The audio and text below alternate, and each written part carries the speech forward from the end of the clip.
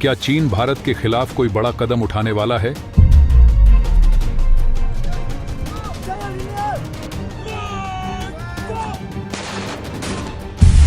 क्या रूस चीन को एक और युद्ध में उलझाकर अमेरिका को और अधिक परेशान करने वाला है?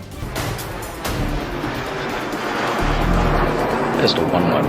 I'm picking up a threat detection northwest of my position. Air transit corridor, Whiskey, Tango. दोस्तों, हाल ही में चीन के राष्ट्रपति शी जिनपिंग ने अपने मिलिट्री का दौरा किया, खासकर अपने रॉकेट फोर्स का निरीक्षण किया। आपको बता दूं कि यह रॉकेट फोर्स विशेष रूप से दुश्मनों पर मिसाइल हमले के लिए बनाई गई है। शी जिनपिंग ने रॉकेट फोर्स के साथ मिलकर क्या कहा? उन्होंने अपने मिलिट्री को पूरी तरह से तैयार रहने का आदेश दिया है अपनी जमीन वापस लेने के लिए। इस बयान के बाद से दुनिया में फिर चिंता बढ़ गई है कि अब बहुत जल्द एक और युद्ध देखने को मिल सकता है।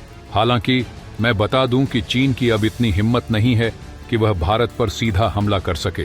क्यों नहीं? मैंने इस वीडियो में इसकी विस्तृत चर्चा की है। आप चाहें तो इस वीडियो के अंत में उसका लिंक देख सकते हैं। चीन भले ही 1962 में भारत पर हमला कर चुका हो, लेकिन तब का भारत और अब का भारत आसमान और जमीन का फर्क है। तो दोस्तों, वीडियो में आगे जाने से पहले यदि आप भी मेरी इस बात से सहमत हैं तो वीडियो को लाइक करें और कमेंट बॉक्स में जय हिंद जरूर लिखें। याद रहे, जय हिंद कहना हम सब के लिए गर्व की बात है। रूस के राष्ट्रपति व्लादिमीर पुतिन इस समय एक ऐसा जोखिम उठाने की स्थिति में हैं जो उन्हें या तो अत्यधिक शक्ति दिला सकता है या फिर पूरी तरह से बर्बाद कर सकता है। इस स्थिति में रूस या तो एक शक्तिशाली देश के रूप में उभरेगा या फिर रंक बन जाएगा। मैं ऐसा इसलिए कह रहा हूं क्योंकि पिछले एक साल में पुतिन ने कुछ ऐसे कदम उठाए हैं जिनका प्रभाव पूरी दुनिया पर पड़ा है। जब पुतिन ने देखा कि उनके सैनिक युद्ध के मैदान में बुरी तरह हार रहे हैं तो उन्होंने अपनी रणनीति में बदलाव करने का निर्णय लिया। यूक्रेन में उनके सामने आ रही चुनौतियों का मुख्य कारण अमेरिका है, जो वहां अपनी पूरी ताकत लगा रहा है। अमेरिका यूक्रेन को हर संभव सहायता प्रदान कर रहा है, जिसमें भारी मात्रा में हथियारों की आपूर्ति और वित्तीय सहायता शामिल है।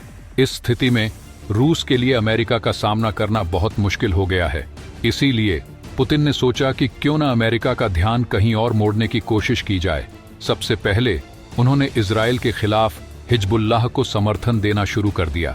रूस ने हिजबुल्लाह को हथियार भेजे और अन्य प्रकार की सहायता प्रदान की, जिससे इजराइल को एक गंभीर चुनौती का सामना करना पड़ा।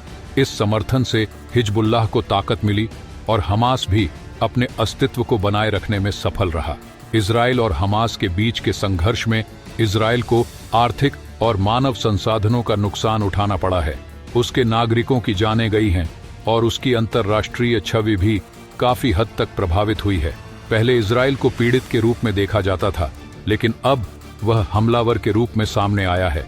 ग्लोबली जो सहानुभूति उसे पहले मिलती थी वह अब लगभग समाप्त हो चुकी है। अमेरिका जो पहले अरबों डॉलर की मदद यूक्रेन को दे रहा था, अब उसे इजराइल की मदद के लिए लगभग 14 से 15 अरब डॉलर की फंडिंग करनी पड़ रही है।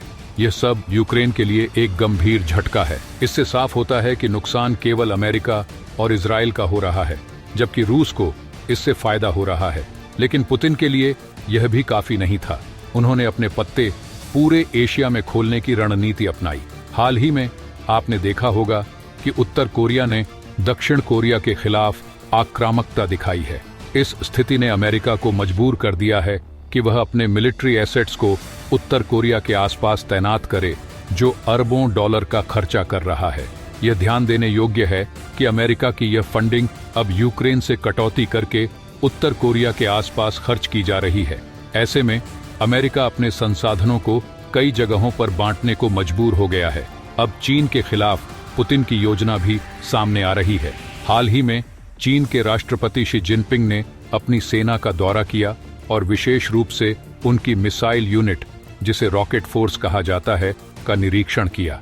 उन्होंने स्पष्ट रूप से कहा कि सेना को युद्ध के लिए तैयार रहना चाहिए, क्योंकि किसी भी समय युद्ध शुरू हो सकता है। यह भी माना जा रहा है कि रूस चाहता है कि एशिया में एक ऐसा संकट खड़ा हो जाए जिससे अमेरिका यूक्रेन से कहीं अधिक परेशानी में पड़े। ऐसे संकट का निर्माण सिर्फ चीन ही कर सकता है, या तो भारत के साथ या फिर ताइवान के साथ। हालांकि विशेषज्ञों का मानना है कि रूस और चीन दोनों ही यह जानते हैं कि ब्रिक्स संगठन में भारत का क्या महत्व है। भारत के बिना ब्रिक्स एक ऐसा संगठन बन जाएगा जिसमें केवल अमेरिका के विरोधी देश शामिल होंगे, जो अंतर्राष्ट्रीय समुदाय का ध्यान नहीं आकर्षित करेगा। इसलिए भारत के खिलाफ सीधे तौर पर कुछ करना मुश्किल होगा। असली टारगेट ताइवान होगा और अगले 1 से 1.5 हफ्ते में चीन ताइवान के खिलाफ कुछ ना कुछ कार्रवाई जरूर करेगा। इससे अमेरिका को अपने यूरोप स्थित मिलिट्री एसेट्स को हटाकर ताइवान के आसपास तैनात करना पड़ेगा। पुतिन की यह योजना अमेरिका को कई मोर्चों पर उलझाने की है ताकि उसकी ताकत कमजोर हो जाए। अगर अमेरिका अपनी पूरी ताकत एक ही जगह पर लगाता है तो उसे हराना मुश्किल है, लेकिन अगर उसे कई मोर्चों पर लड़ना पड़े तो उसकी स्थिति कमजोर हो सकती है।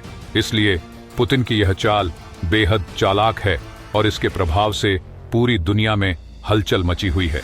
भारत को इस मामले में बेहद सावधान रहना चाहिए, क्योंकि चीन इस खेल में भारत को लपेटने की कोशिश कर सकता है।